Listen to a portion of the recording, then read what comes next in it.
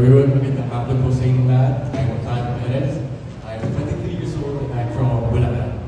I am currently working as a host at PCSO at PTV Network. I am also a commercial model, a runway model, and a print ad model. I am ginawa po ng 2022 and my talent is singing. Tapos. Yeah. Give it up.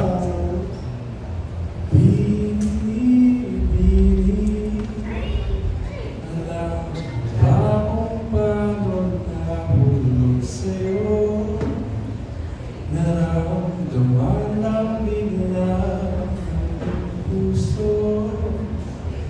Aking sinta, ikaw lang nagparamdam nito.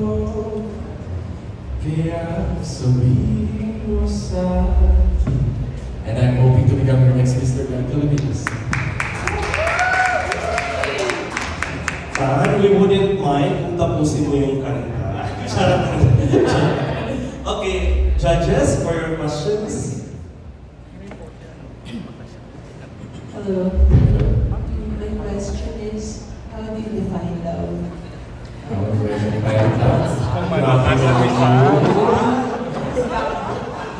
For me, it's limitless. For me, ang daming sakop ng love.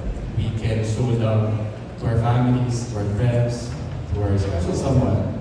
And para sa akin, hindi lang sa romantic love. Ang daming bagay na pwede ipakita natin ng love sa ibang tao. And for me, that's unlimited and beyond the world. Yeah. Yes, follow-up question about love. So sabi mo unlimited yung love, so it means unconditional at the same time. Yeah. So okay ba sa'yo magkaroon ng relasyon with the third sex? Is it okay for you to have a relationship with the third sex? For me, at the this point, LGBTQ lahat? Yeah, for me at this point, depende siguro. Sometimes, pag nagmahal tayo, meron tayong mga personal standards at beliefs. Pero biglang darating na lang yung tao na to without, parang hindi siya pasok sa standard mo, hindi siya yung typical na recent relationship na nanggaling ka, pero biglang out of nowhere, biglang mahal mo siya. For me, kung mahal mo isang tao, you have to push for it. It doesn't matter what the gender is, Yeah. basta may spark. Yeah. Okay, thank you. Spark.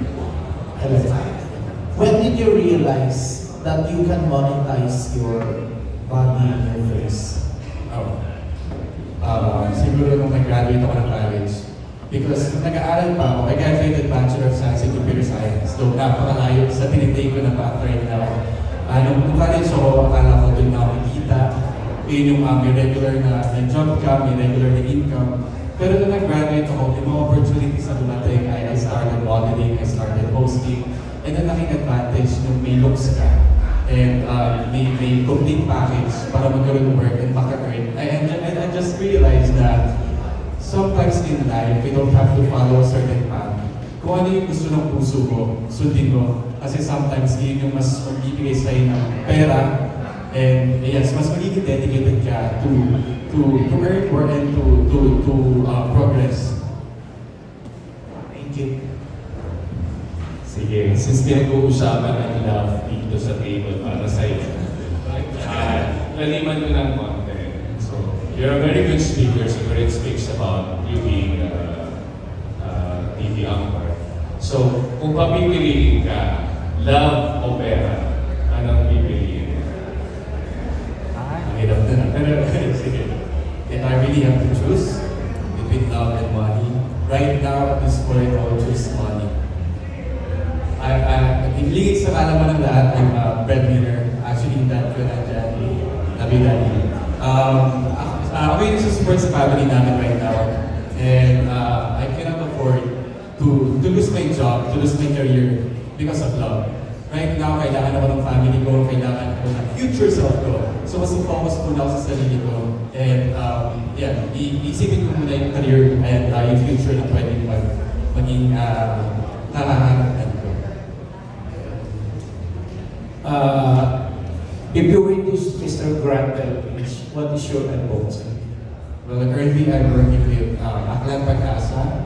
It is in Mandaluyong City where we are helping children from poor families in Mandaluyong City, from different barangays in Mandaluyong City. Ito yung mga bata na galing sa sobrang hirap na pamilya, na yung mga parents nila wala na silang capacity to the luxury of time to teach them. Kasi they have to work day and night to provide for their families. And for me, napakagandang bagay na we are able to give them this knowledge, the basic knowledge that they need for them to cope up with their studies. Since gumagawa ka ng mga charity works ka, so do you have any plans of joining politics soon? Sa ngayon, wala pa sa isip ko siya. Pero maybe pagka mas nakita ko pa kung yung purpose niya, greater purpose niya para sa akin, maybe I can take that path as well. Thank you, candidate number 48. Thank you so much. Grabe yung wait kanina.